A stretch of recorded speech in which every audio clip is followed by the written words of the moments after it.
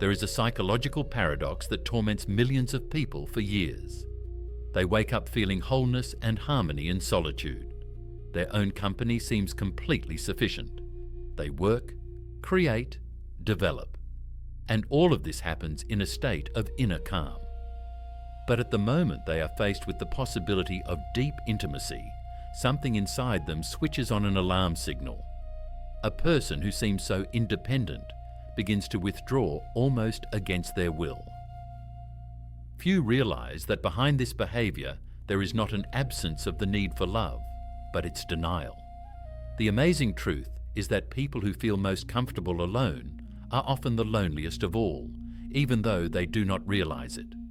And the answer to the question, if I feel good alone, why do I need relationships, was given to us by Carl Jung, one of the greatest explorers of the human psyche, who revealed mechanisms that most people never become aware of throughout their entire lives.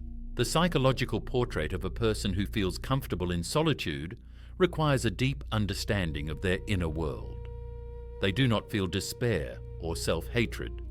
On the contrary, they experience a pleasant sense of self-sufficiency. These people often have a rich inner life. They do not need constant external stimulation, noisy companies, or endless entertainment. Instead, they find enjoyment in books, creativity, reflection, in tending to their inner landscape.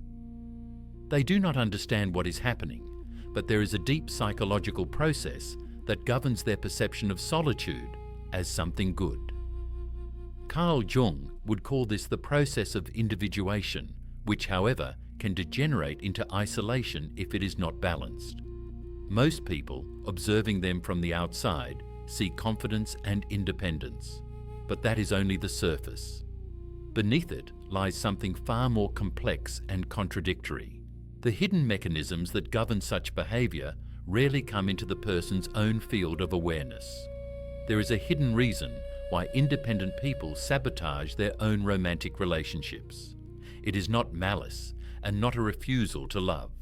Psychologists have discovered a striking pattern.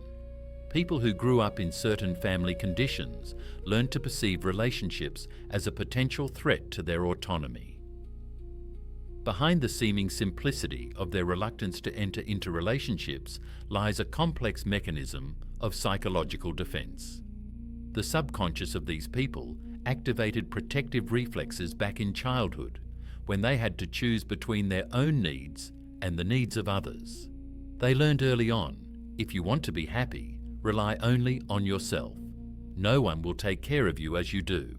Most people are shocked by the fact that this attitude, which seems logical and protective against pain, in reality becomes the most powerful barrier to love. A real-life example helps to understand this psychological reality better. Marina, a successful 32-year-old architect, admits that for the past 5 years, she has been completely happy alone. She has an interesting job, a circle of loyal friends, and hobbies she pursues with passion. Her apartment is her fortress, her refuge. But when someone enters her life who genuinely tries to love her, something strange happens. She begins to feel anxiety, irritation, a desire to pull back. She finds reasons for conflicts. She throws herself into work, says she needs personal space, that relationships are too much responsibility. Marina is not lying to herself. She truly believes this.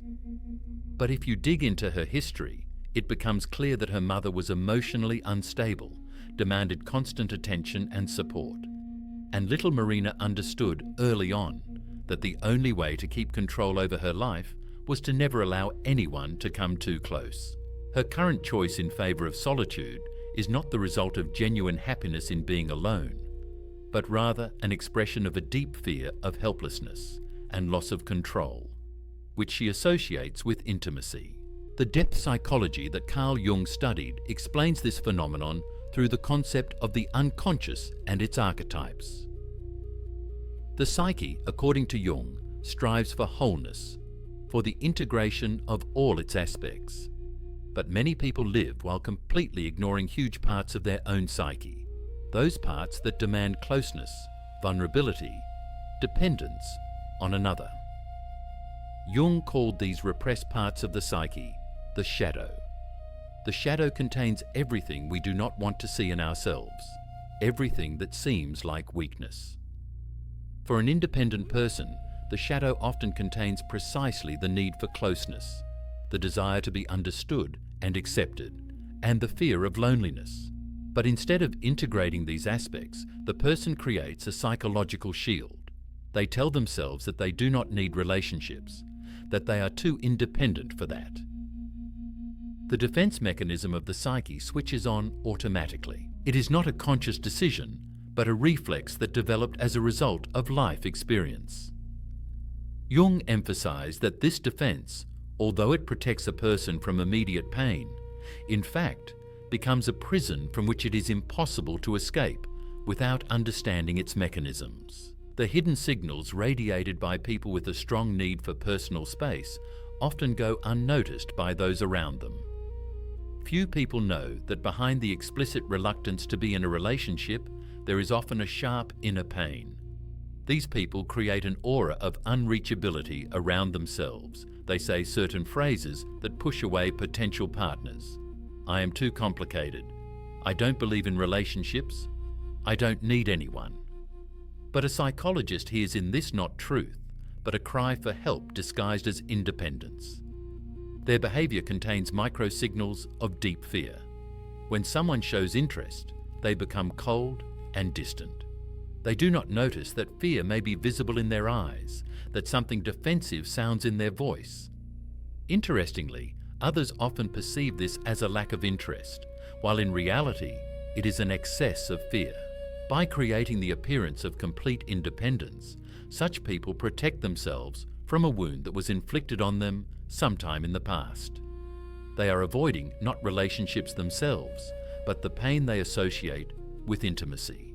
The social dynamics around such people form a closed circle that becomes increasingly impenetrable. Others do not understand the true reasons for their behavior. They see an attractive, intelligent, successful person who rejects love. This creates an interesting effect. Society starts to perceive such a person as unique, unusual, perhaps even attractive, because of their unavailability. Paradoxically, it is precisely such people who often become the object of interest for others who want to save or conquer them. However, on a subconscious level, the independent person interprets this interest as a threat. Their defense mechanisms activate even more strongly.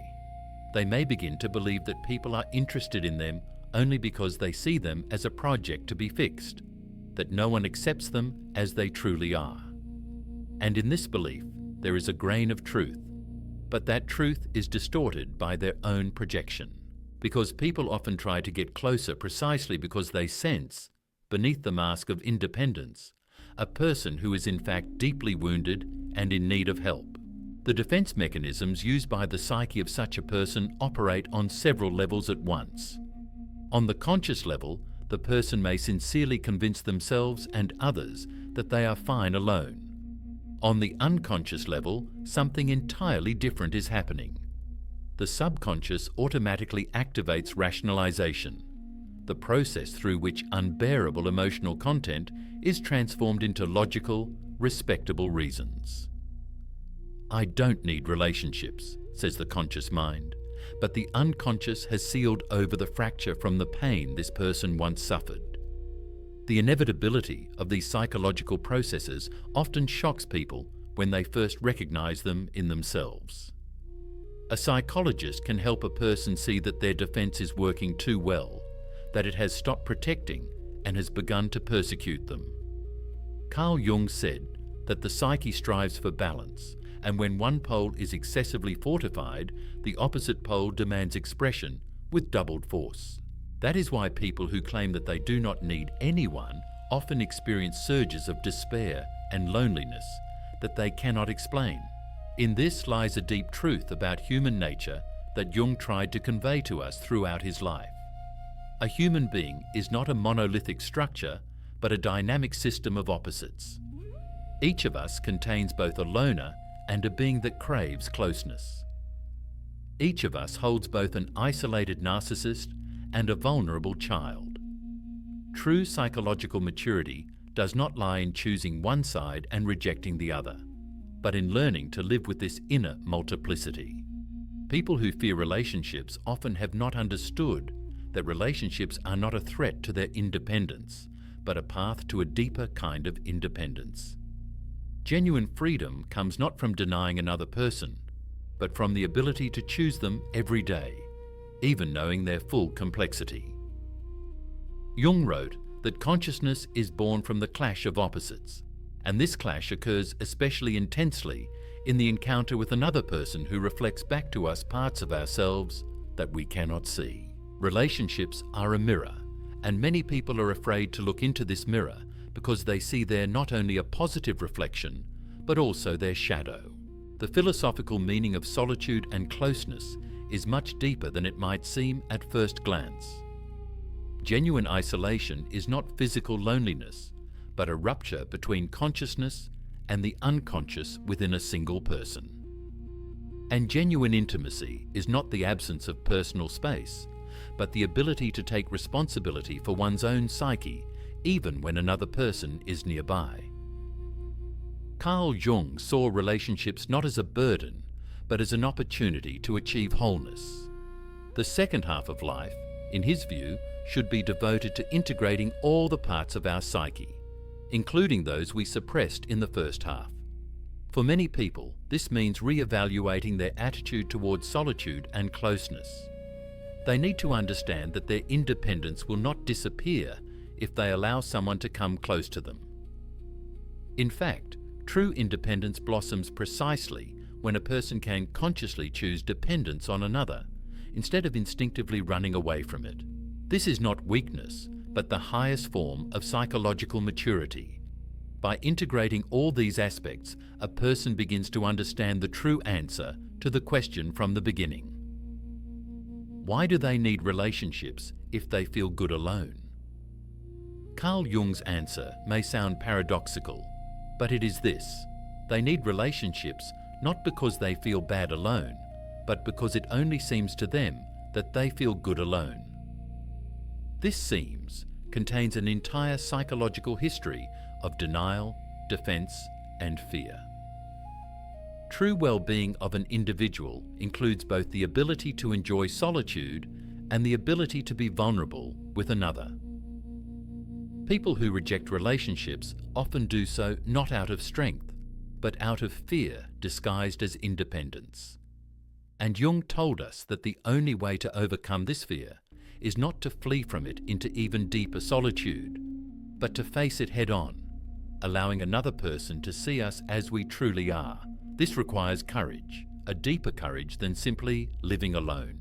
It is the courage to see in another person not a threat, but a reflection of oneself, not an obstacle on the path to freedom, but a gateway to a deeper understanding of one's own psyche. However, it is important to understand that the path from denial to acceptance is neither simple nor quick. For a person who has lived for many years in a state of detachment, it will take time to begin re-evaluating their beliefs. This can be a painful process because it requires admitting that they have used their independence as a weapon against their own happiness. Jung emphasized that psychological work requires just as much courage as a physical feat. One must dare to pause in one's flight and ask, whom am I really running from? And what will I lose if I allow myself to be close to another? Yet it is precisely this willingness to engage in an honest dialogue with one's own psyche that opens the way to transformation. And people who have gone through this work often say that they have not lost a single drop of their independence by opening the door to intimacy. On the contrary, they acquired a new dimension of their personality that had previously been inaccessible to them. Jung's wisdom about the balance between individuality and relationships remains relevant today, perhaps even more than ever. In a world that is becoming increasingly virtual, where people can live in complete isolation and still feel connected to millions, it is especially important to remember the significance of genuine human closeness. Those who say today that they do not need relationships, that they have found everything they need in their independence, may not realize that they are stepping back from a crucial part of human experience. And this experience cannot be attained in solitude, no matter how developed our mind and spirit may be. The human psyche is created for encounters with another psyche. In this encounter, we discover things about ourselves that we could never learn alone. Carl Jung called this a process of transformation, and he believed that one of life's main goals is not to achieve a perfect state in solitude, but to grow through the clash and integration of one's way of being with the way of being of another person. If you recognize yourself in the description of someone who feels good alone, this is not a sentence. It does not mean you are doomed to loneliness or that your independence was a mistake. It simply means that the time has come for the next stage of development. And the first step on this path is to acknowledge that your state of happiness in solitude may not be the whole truth. Think about whether fear might be hiding behind the mask of independence, whether the rational belief that you do not need anyone might be a defense mechanism of your psyche. And then, if you are ready, take the next step. Allow yourself to be vulnerable. Allow another person to see you not only as independent and strong, but also as searching and needing. This is a difficult path, but it is precisely on this path that genuine human closeness and genuine personal maturity blossom. Carl Jung believed in the transformative power of this process, and the story of his own life, his relationships, and his development as a person and psychologist bears witness to this truth.